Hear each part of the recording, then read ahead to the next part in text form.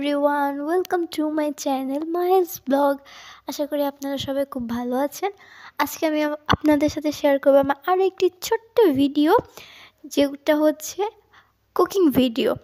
তো রাত্রে 2টা বাজে আমার খুবই ফ্রাইড রাইস খাওয়ার ক্রেভিং হয়েছিল। তো ঘরে চেক করার পর আহামরি সব ইনগ্রেডিয়েন্টস হাজির ছিল না, যা ছিল তাই দিয়ে ফ্রাইড রাইস বানানোর চেষ্টা করেছি। ফ্রাইড রাইসের শেফটা হচ্ছে আমার হাজব্যান্ড, আমি শুধু তার অ্যাসিস্ট্যান্ট হিসাবে এখানে কাজ করেছি। ক্রেভিংটা আমারই হইতেছিল, বাট কুকটা ছিল আমার হাজব্যান্ড।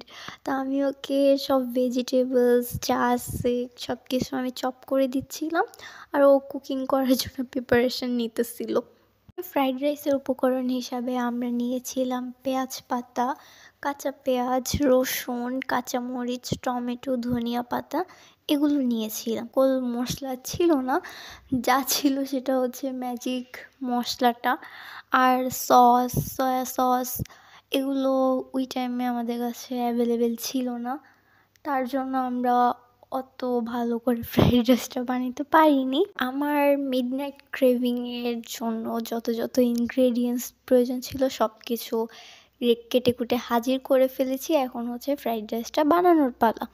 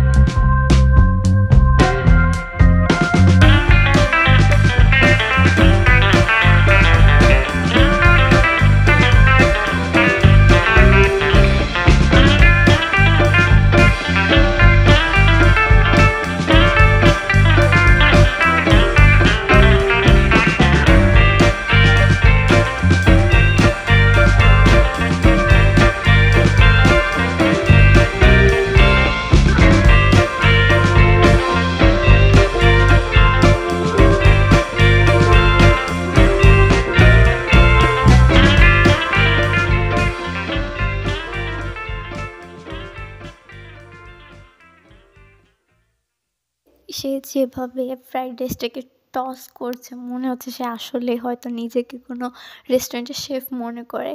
আর যাই হোক, এটা আমার জন্য নর্মাল, কারণ সে যতবারই যাই বানাতে যায় সে নিজেকে আসলে প্রফেশনাল শেফ হিসেবে মনে করে। তো তার এই ফ্রাইড রাইসটাকে টস করতে করতে করতে করতে সে ফাইনালি গার্নিশের জন্য ধনিয়া পাতা এবং কিছু পেঁয়াজ পাতা এক্সট্রা করে কুচি করে রেখেছিলাম গার্নিশ করার জন্য, সেগুলো দিয়ে দেয়। দিয়ে দেওয়ার পরে আমাদের ফ্রাইড রাইস উর্ফে আমার মিডনাইট ক্রেভিং কমপ্লিট। আমার হাজব্যান্ড খুবই ভালো, সে নিজের থেকে এসে আমাকে রান্না করে খাওয়াচ্ছে। তাহলে এই জিনিসটা আপনাদের সম্পূর্ণ ভুল, কারণ আমি খুবই কান্নাকাটি করার পর, খুবই মর্জি করার পর উনি আমার জন্য ফ্রাইড রাইসটা বানাতে রাজি হয়েছিল। তো সে এতটাও ভালো না যতটা আপনারা মনে করতেছেন। তো যাই হোক, বা বাই। আজকে ব্লগটা এই পর্যন্ত ছিল। আপনারা please like, subscribe and comment করে দিবেন। টাটা, আল্লাহ হাফেজ। এমন ভিডিও আশা করি আরও সামনেও নিয়ে আসবো। বাই।